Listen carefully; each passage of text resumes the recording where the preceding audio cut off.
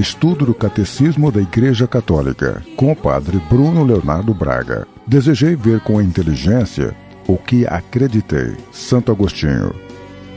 Tuas asas que nos elevam em contemplação.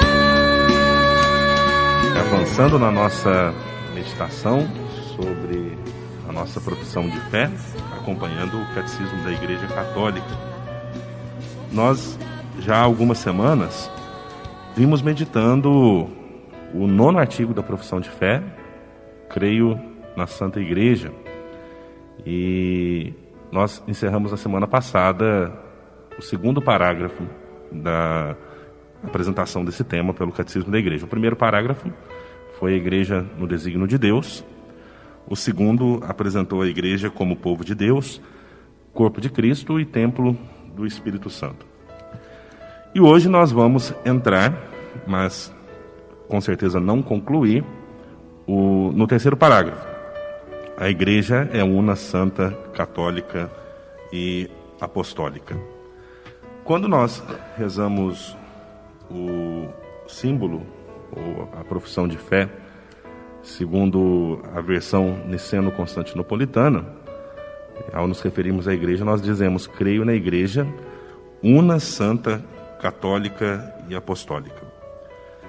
Unidade, santidade, catolicidade e apostolicidade da Igreja são atributos inseparavelmente ligados entre si, que indicam traços essenciais da Igreja e da sua missão.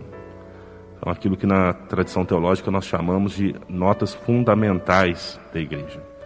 A Igreja de Cristo, ela é necessariamente una, santa, católica e apostólica. E esses atributos, a Igreja, ela não tem de si mesma.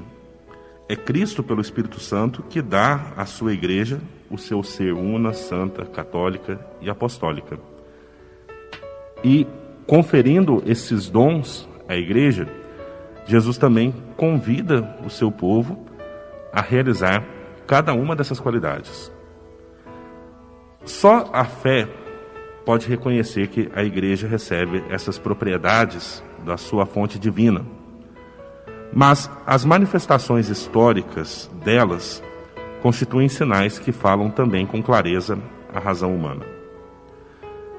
No Concílio Vaticano I, nós temos uma afirmação que diz que a Igreja, em razão da sua santidade, da sua unidade católica, da sua constância invicta, é ela mesma um grande e perpétuo motivo de credibilidade e uma prova irrefutável da sua missão divina. Bom, então passemos hoje a meditação da primeira dessas 4 notas fundamentais da Igreja. A Igreja é una. Nós começamos no Catecismo um tópico que tem como título o mistério sagrado da unidade da Igreja. E aqui, nesse ponto, o Catecismo apresenta a origem da unidade da Igreja, o fundamento da unidade da Igreja. Na verdade, 3 fundamentos da unidade da Igreja. Em primeiro lugar, a Igreja é una por sua fonte. Nós temos uma afirmação de um documento Pontifício Unitatis Redintegratio, que diz assim: deste mistério, o modelo supremo e o princípio é a unidade de um só Deus na trindade de pessoas, Pai e Filho e Espírito Santo. Vejamos bem, o modelo de unidade da Igreja, que ela é chamada a realizar, é aquela unidade que existe na comunhão das 3 pessoas divinas, uma unidade na diversidade. Nós já tivemos a oportunidade de, alguns programas atrás, meditar sobre o mistério da Santíssima Trindade e ver como se realiza essa comunhão na diversidade dentro do mistério de Deus. Pois essa é também a vocação da Igreja. Mas, como fonte da Igreja, a Santíssima Trindade, ela não é apenas um modelo a ser seguido. Não é só uma vocação apresentada para a comunidade cristã, mas ela é justamente a origem da unidade que acontece dentro do povo de Deus.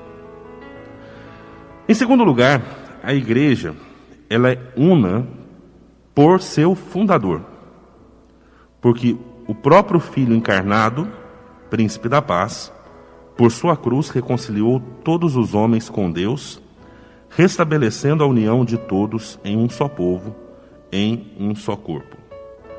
Vemos assim que a unidade da igreja, ela é fruto da obra redentora de Cristo. A missão de Cristo é uma missão reconciliadora entre os homens. E essa reconciliação promove a unidade, que vai se tornar visível dentro do corpo místico do Senhor, que é a igreja. E em terceiro lugar, a igreja é una por sua alma. O Espírito Santo, que habita nos crentes, que plenifica e rege toda a igreja, realiza esta admirável comunhão dos fiéis e os une tão intimamente em Cristo, que Ele é o princípio de unidade da igreja. Vejamos que a ação principal do Espírito Santo como santificador na humanidade é uma ação de condução do povo à unidade. O Espírito Santo é aquele que une a diversidade das nações numa só fé, se tornando uma só família. Portanto, é da própria essência da igreja ser una. São Clemente de Alexandria, ele vai dizer: que estupendo mistério! Há um único Pai do universo, um único Logos do universo e também um único Espírito Santo, idêntico em todo lugar. Há também uma única Virgem que se tornou mãe, e me agrada chamá-la igreja. Pois bem, se faz parte da igreja ser una como um dom de Deus e como uma vocação a ser realizada na história, por outro lado, desde a origem, essa igreja una se apresenta com uma grande diversidade que provém, ao mesmo tempo, da variedade dos dons de Deus e da multiplicidade das pessoas que os recebem. Vemos então que unidade na igreja não se confunde com uniformidade. Não somos todos iguais, não somos todos... Não, claro que somos iguais em dignidade, né? Mas não somos todos como robôs saídos de uma fábrica, né? Idênticos. A multiplicidade dos dons que nós recebemos de Deus pela ação do Espírito Santo constitui uma diversidade que enriquece a comunidade cristã. Na unidade do povo de Deus se congregam as diversidades dos povos e das culturas. E entre os membros da igreja existe uma diversidade de dons, de encargos, de condições e de modos de vida. Na comunhão da igreja existe legitimamente um grande número de igrejas particulares gozando de tradições próprias. A grande riqueza dessa diversidade não se opõe à unidade da igreja. Mas o pecado e o peso das suas consequências ameaçam sem cessar o dom da unidade. É por isso que o apóstolo São Paulo, ele tem que exortar a comunidade cristã, como nós vemos na carta aos Efésios, capítulo 4, versículo 3, a conservar a unidade do Espírito pelo vínculo da paz. Bom, quais são estes vínculos da unidade? Sobre tudo isso está a caridade, que é o vínculo da perfeição, como o próprio apóstolo Paulo nos afirma na carta aos Colossenses, capítulo 3, versículo 14. Mas a unidade da igreja peregrinante é também assegurada por vínculos visíveis de comunhão. Esses vínculos são apresentados pelo catecismo. Em primeiro lugar, a profissão de uma única fé recebida dos apóstolos. Então, os cristãos no mundo inteiro, nas diversas comunidades, apesar das suas diferenças regionais e de tradições, professam a única e a mesma fé. Creem na mesma verdade revelada por Deus. Em segundo lugar, um vínculo visível da comunhão é a celebração comum do culto divino, sobretudo dos sacramentos. É bonita essa experiência da unidade da igreja dentro da celebração sacramental.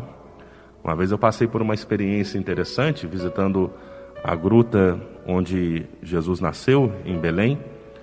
Estava lá um grupo de peregrinos poloneses. Eu não entendo nada da língua polonesa, mas eu sabia perfeitamente o que eles estavam fazendo dentro da celebração da missa, em que parte eles estavam, o que eles estavam dizendo, sem conhecer a sua língua, porque nós sabemos que a missa é a mesma, celebrada em todo o mundo. Então, essa unidade sacramental, ela é um sinal visível forte da unidade que existe de comunhão entre todos os cristãos no mundo inteiro. E, em terceiro lugar, vínculo visível de comunhão é a sucessão apostólica por meio do sacramento da ordem, que mantém a concórdia fraterna da família de Deus. A única igreja de Cristo é aquela que nosso Salvador, depois da sua ressurreição, entregou a Pedro para que fosse seu pastor e confiou a ele e aos demais apóstolos para propagá-la e regê-la. Essa igreja, constituída e organizada neste mundo como uma sociedade, subsiste na Igreja Católica, governada pelo sucessor de Pedro e pelos bispos em comunhão com ele. Essa afirmação, o catecismo, ele ainda tem até a preocupação de colocar aqui o original do texto em latim, subsiste na Igreja Católica, subsistit in, né? Esse destaque para a palavra subsiste é muito importante para nós não fazermos uma redução do mistério de Cristo, que nós vamos poder aprofundar também na questão da catolicidade da Igreja. Nós não podemos dizer que a Igreja de Cristo é a Igreja Católica Apostólica Romana. Essa é o lugar da subsistência da Igreja de Cristo. Mas a Igreja de Cristo também se mostra visível em outras expressões eclesiais que também são guiadas pela ação do Espírito Santo e que também buscam viver a fidelidade a Cristo, seguindo o seu Evangelho, segundo a sua palavra. Esse é o fundamento do movimento ecumênico, que busca a unidade entre as diversas expressões da Igreja. O decreto sobre o ecumenismo do Concílio Vaticano II, ele explicita: pois somente por meio da Igreja Católica de Cristo, a qual é meio geral de salvação, pode ser atingida toda a plenitude dos meios de salvação. Cremos que o Senhor confiou todos os bens da nova aliança somente ao colégio apostólico, do qual Pedro é o chefe, a fim de constituir na terra um só corpo de Cristo, ao qual é necessário que se incorporem plenamente todos os que de alguma forma já pertencem ao povo de Deus.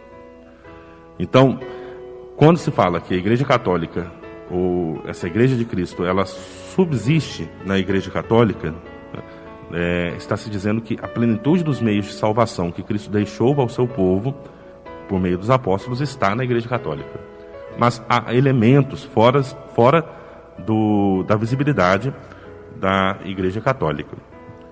Para nós não passarmos por cima de um tema tão importante, nós vamos parar por aqui hoje a nossa meditação e nós vamos retomá-la na próxima semana, ainda falando sobre a unidade da Igreja, mas olhando as feridas da unidade e também a vocação à unidade para superar essas feridas que vão ferindo, ou melhor, que vão maculando a estrutura visível da Igreja. Então, na próxima semana, nós prosseguimos essa meditação.